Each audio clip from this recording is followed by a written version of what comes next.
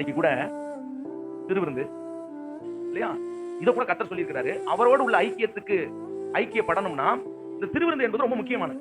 இப்ப எங்க அப்பா ஒரு கையில அந்த திராட்சை ரசமா கவனிக்கிறீங்களா, ஒரு கையில அப்பம், இன்னொரு கையில 2 கை தான் இருக்குது. ஆனா அந்த ஊனா எடுத்துட்டு வரும்பொழுது இந்த ஆசீர்வாதத்தின் திராட்சை ரசமும் இந்த அப்பமும் வாங்குகிறவர்களுக்கு 1 கோடி அப்படின்னு கையில கொண்டு வரான்னு வச்சுக்கோங்க. இந்த நீங்களும் உங்களுக்கு பணமே பிடிக்காதோ பின்னாடி இருக்காங்க பணமா, அது எங்களுக்கு மயக்க மாட்டாங்களாம். அப்படிலாம் பயங்கரமான போவாங்க. இன்னைக்கு திருவிருந்து அட்டன் பண்ணாம இருப்பாங்க.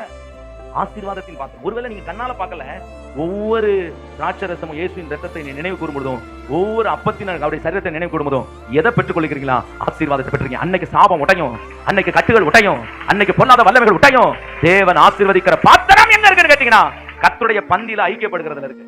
இந்த வெளிச்சம் நமக்கு